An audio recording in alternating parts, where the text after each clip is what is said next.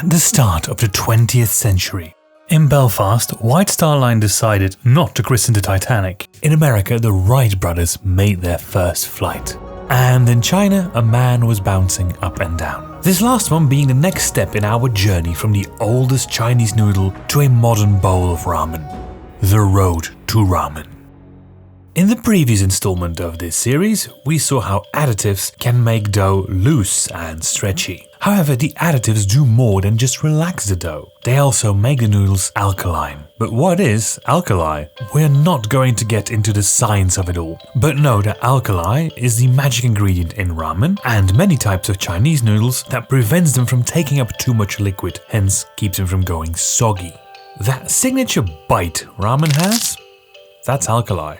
Cooking with alkali products is quite common around the entire world. Western examples include potassium carbonate, commonly known as potash, and sodium carbonate, which you probably have in your kitchen labeled baking soda. In Chinese cuisine, alkali is traditionally added by way of lye water, called kan sui, which on a molecular level is the exact same thing. There is no consensus as to when people actually started using lye water in cooking. Despite its industrial reputation, it does occur naturally. But we do know when the noodles we're making today came about. There is a lot of debate around which Chinese noodles were the direct predecessors of Japanese ramen. Some say it's the Lanzhou ramen we made in the previous episode, but we tend to disagree. Firstly, the type of additive is very different, and secondly, the noodles came along with immigration to Japan. And this immigration came from predominantly coastal areas, rather than deep, landlocked Lanzhou. Our preferred theory is the one also followed by the Yokohama Ramen Museum, which states that ramen came to Japan by way of Guangdong, also known as Canton. So, to understand how these noodles came about and how they made their way to Japan, we quickly need to explain the historical context. In Chinese history, the period from the early 1800s all the way to 1976 can be described, like the kids say these days, as wild. It's a bit of a simplification, but in the millennium preceding the 19th century, China had enjoyed, notwithstanding some power struggles at the top, relative stability. We say relative because there were, of course, periods of turbulence, but it was overall pretty stable, compared to Europe. In the 19th century, all this was about to change, partly thanks to Europe. Rebellions, invasions, two opium wars, huge growth in population, and the de facto end of imperial rule, all of this while being dragged, kicking and screaming into the Industrial Revolution, meant that, by the turn of the next century, China was a very different place. This is often called the century of humiliation among Chinese historians. One effect of the shift to a more commerce-oriented economy with more international trade was a massive growth in port cities, especially here in the Pearl River Delta, where, due to the British now being in control of Hong Kong, there was an access port to the British Empire. There were now people working in these ports in numbers never seen before. And they needed food. Street food hawkers would start appearing in areas where lots of workers congregated and along the routes they took to work. They tended to carry their goods and tools the traditional way, hung off poles, a practice still in use to this day. Now this is where some real ingenuity took place. As we said at the start of the video, the point of alkaline noodles is that they have a nice bite. Alkali, without any dough relaxants like we get in peng wei, and the low hydration typical for these noodles, makes the dough extremely hard. And we mean really hard. As you have probably noticed, our human is a hefty chap, and even his full weight couldn't get the dough nicely supple. But the hawkers quickly figured out that their carrying pole could pull double duty. The pole would be a lever and the dough could be pressed by being close to the fulcrum. Originally, these noodles were called bamboo pole noodles. However, the word pole in Cantonese sounds the same as the word to lower, which has inauspicious connotations. So the name changed to rising bamboo noodles, or jook-sing noodles. And it's these noodles we're going to make right now. First, we're going to take about 550 grams of flour, in which we've mixed a big pinch of salt. Then take 5 duck eggs. Yes, duck eggs. However, feel free to use chicken eggs if you want to. We're adding a few drops of kan sui to our eggs, which we are beating. Then add all of this to our flour. It's best to stir while adding.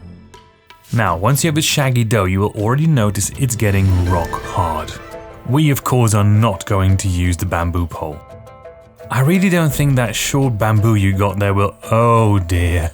Let's make this very clear, we strongly recommend nobody does this at home, and you shouldn't either. Even if it survives your weight, just don't… oh god, I can't talk you out of this, can I? He's even doing a little countdown.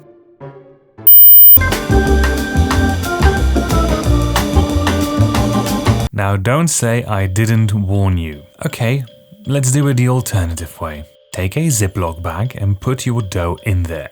Leave a little gap for airflow. Then put it on a clean surface, get on that clean surface, and just start stepping on it. A little rhythmic dance to flatten it all out. It might not be as spectacular, but it is a lot less painful. Once the dough is soft enough to roll into thick sheets, we can get out our machine. Yes, we are using a pasta machine for this. Again, not as authentic as the bamboo, but a lot gentler on the loins. Start by cutting your main dough into smaller portions. Our portions are roughly 150 grams each. Feed your sheets through the machine and laminate them. We do this by folding the sheet each time we feed it through the machine. For this, the machine is on its widest setting. Do this step 10 times, then start narrowing your machine width and do 2 passes for each setting. Keep doing this until you get to the desired thickness. On our machine, that was 5. If, while rolling out, your sheet gets a bit sticky, simply apply a bit of corn flour or potato starch. Once your sheet has the desired length and thickness, give it another light dusting with starch and then roll them through the cutter attachment.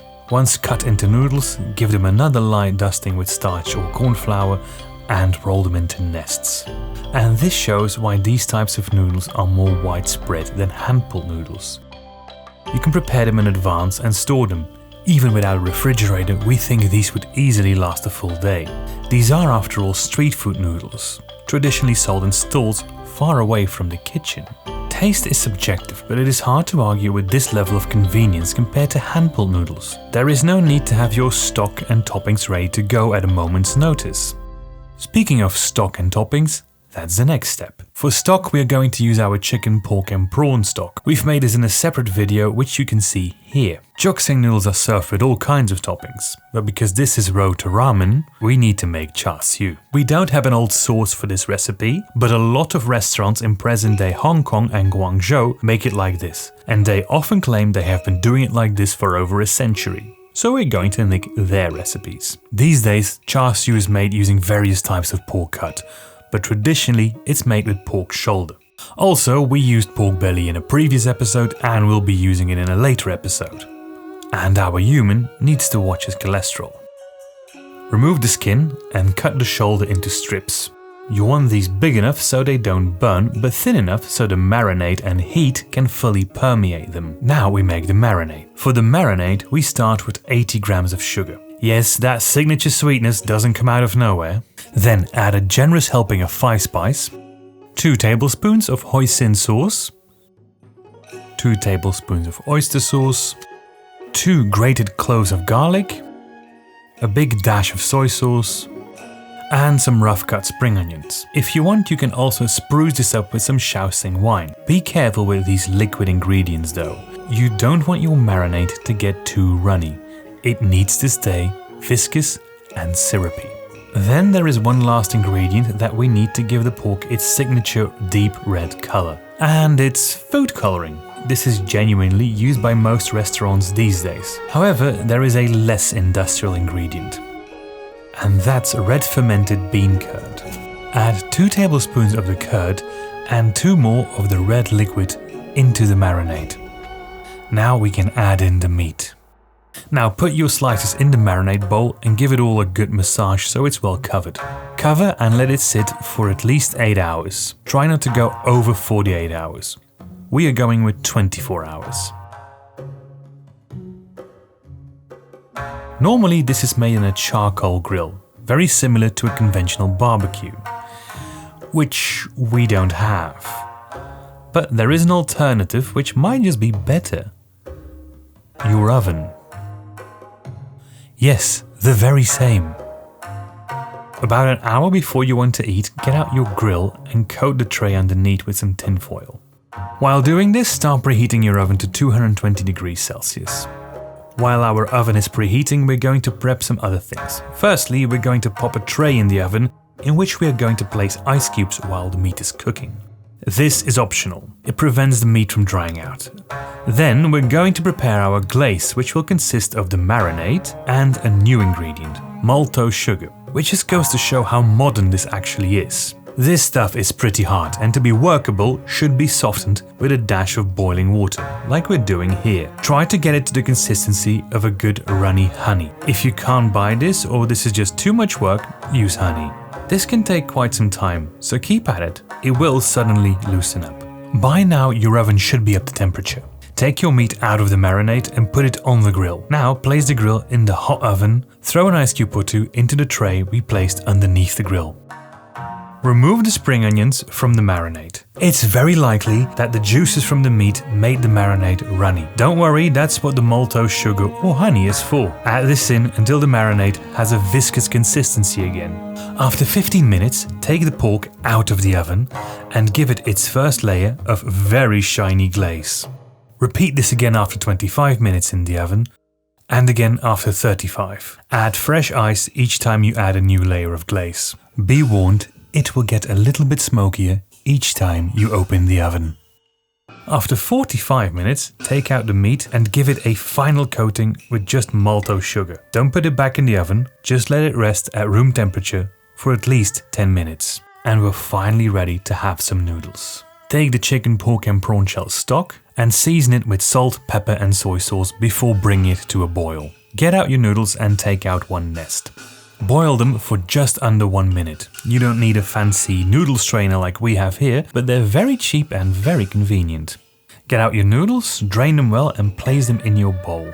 Now ladle over the stock until the noodles are nicely flooded. Put in your sliced char siu and optionally garnish with some blanched pak choy. When this is all done, you can baptize your plate of noodles. And I hereby christen thee jook-sing noodles. Now get slurping. This is really good stuff, and we know that the human will be making this again, even though it is quite a bit of work. He won't try using the bamboo pole again though. These were the noodles that then got onto the boat and made their way across the Sea of Japan to become modern day ramen. So make sure to subscribe so you don't miss the culmination of this journey. Please leave a like if you like this video, or even better, a comment. We really hope to see you in the next one. Thank you very much for watching.